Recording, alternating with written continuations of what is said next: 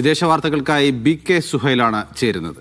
Yes, international ഡെസ്കിൽ നിന്ന് സുഹൈൽ ഉണ്ട്. Suhail, good morning.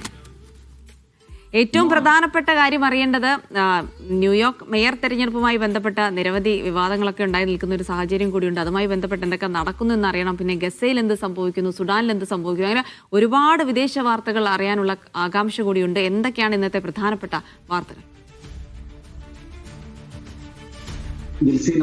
ലോകം ഉറ്റുനോക്കുന്ന ഒരു തെരഞ്ഞെടുപ്പ്, മേയർ തെരഞ്ഞെടുപ്പ് ന്യൂയോർക്കിൽ നടക്കുകയാണ്.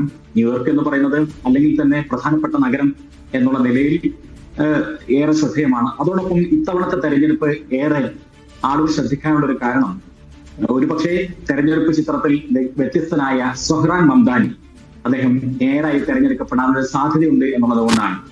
ഒരുപക്ഷെ ന്യൂയോർക്കിന്റെ ആദ്യത്തെ മുസ്ലിം കുടിയേറ്റക്കാരനായ ഒരു മേയർ, അതോടൊപ്പം ട്രംപ് ഏറ്റവും കൂടുതൽ എതിർക്കുന്ന ഒരു വ്യക്തി, ഈ നിലയിലെല്ലാം തന്നെ പ്രസിദ്ധനാണ് സൊഹ്റാൻ മംദാനി. 34 വയസ്സേ ഉള്ളൂ. അപ്പോഴേക്കും ന്യൂയോർക്കിലെ ഒരു മേയറായി സൊഹ്റാൻ മംദാനി വരുമോ എന്നുള്ളതാണ് എല്ലാവരും ചോദിക്കുന്നത്. പലതരത്തിൽ സൊഹ്റാൻ മംദാനി ശ്രദ്ധേയനാണ്. അദ്ദേഹം ഒരു ഇന്ത്യൻ വംശജനാണ്.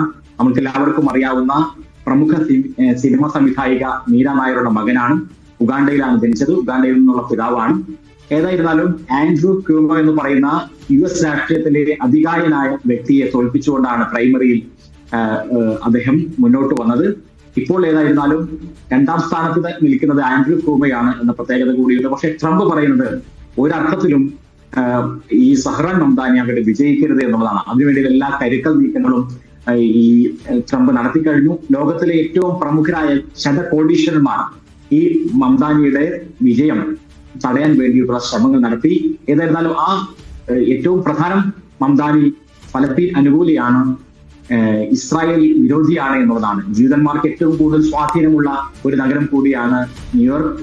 പക്ഷേ കൗതുകരം എന്ന് പറയട്ടെ, 35 വയസ്സിന് താഴെയുള്ള ജൂതന്മാരിൽ വലിയൊരു വിഭാഗം പിന്തുണക്കുന്നത് മംദാനിയെയാണ് എന്നുള്ള പ്രത്യേകതയുണ്ട്.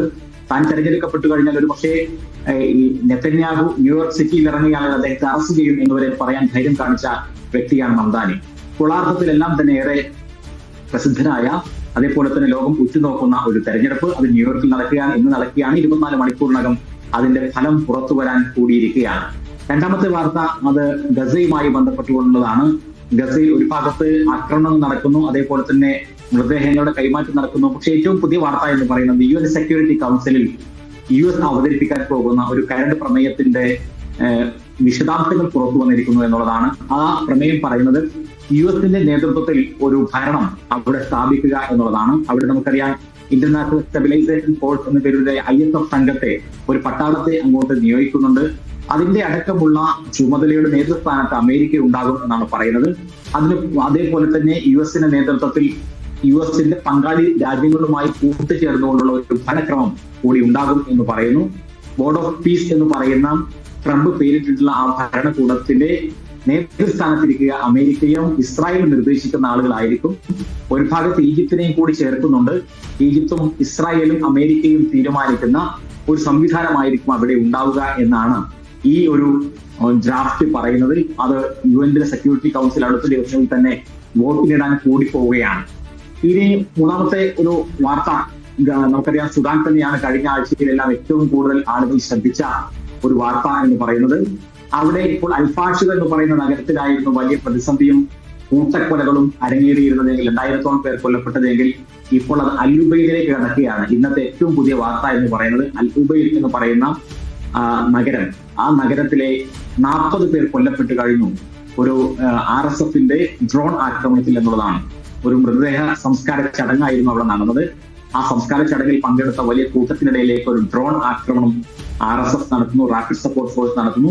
ആ ആക്രമണത്തിൽ 40 പേർ കൊല്ലപ്പെട്ടു. നിരവധി കുട്ടികളും സ്ത്രീകളും അടക്കമുള്ള ആളുകൾക്ക് പരിക്കേറ്റു എന്നുള്ളതാണ്. അൽഫാഷിർ നഗരത്തിലും അതേപോലെ തന്നെ ആ മേഖലയിൽ ഒന്നാകെയുള്ള അഭയാർത്ഥികളുടെ പ്രശ്നം ലോകത്തിലെ ഏറ്റവും ദുരിതപൂർണ്ണമാണ് എന്ന് UN പറയുമ്പോഴാണ് അത് അൽ ഉബൈദിലേക്ക് കൂടി കിടക്കുന്നത്. അൽഫാഷിറിനും അൽ ഉബൈദിനും വേണ്ടിയുള്ള പോരാട്ടമാണ് യഥാർത്ഥത്തിൽ ഇപ്പോഴത്തെ സുഡാനിലെ ആഭ്യന്തര യുദ്ധം എന്ന് പറയുന്നത്. അവിടെ ഏറ്റവും പ്രധാനമായി നിൽക്കുന്ന അൽ ഉബൈദിലേക്ക് കൂടി, അൽഫാഷിർ കഴിഞ്ഞാൽ നേരത്തെ തന്നെ പ്രതീക്ഷിച്ചതാണ് അൽ ഉബൈദിലേക്ക് കാര്യങ്ങൾ പോകും എന്നുള്ളത്.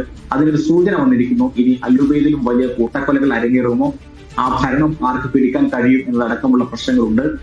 ഇനി സുഡാനിലുടനീളമുള്ള ഏകദേശം 1.5 കോടിയോളം വരുന്ന അഭയാർത്ഥികളുടെ കാര്യം ലോകത്ത് തന്നെ ഏറ്റവും കൂടുതൽ പ്രതിസന്ധി അനുഭവിക്കുന്നു. കാരണം അവർക്ക് വെള്ളമോ ഭക്ഷണമോ കിട്ടുന്നില്ല, ഏതെങ്കിലും അർത്ഥത്തിലുള്ള സഹായങ്ങൾ കിട്ടുന്നില്ല. പിന്നെ ഈ ആരോഗ്യ മേഖലയും വളരെയേറെ പ്രതിസന്ധികൾ അനുഭവിക്കുകയാണ്. ഇങ്ങനെയൊക്കെയുള്ള പ്രശ്നങ്ങൾ അനുഭവിക്കുമ്പോൾ അന്താരാഷ്ട്ര സന്നദ്ധ സംഘടനകൾ അതേപോലെ തന്നെ UN ഏജൻസികൾ ഇവർക്കൊന്നും ആ മേഖലകളിലേക്ക് അടുക്കാൻ പോലും സാധിക്കുന്നില്ല. ഒരു കോറിഡോർ, ഒരു സഹായ കോറിഡോർ അനുവദിക്കണം എന്നുള്ള അപേക്ഷ പോലും RSFും അതേപോലെ തന്നെ സുഡാനീസ് ആംഡ് ഫോഴ്സും സഹകരിക്കുന്നില്ല. ഇപ്പോൾ വരുന്ന ഏറ്റവും പുതിയ വാർത്ത എന്ന് പറയുന്നത് കൈറോ കേന്ദ്രീകരിച്ചുകൊണ്ടുള്ള ചില ചർച്ചകളിലേക്ക് കടക്കുവാൻ സാധ്യതയുണ്ട് എന്നുള്ളതാണ്. ശരി.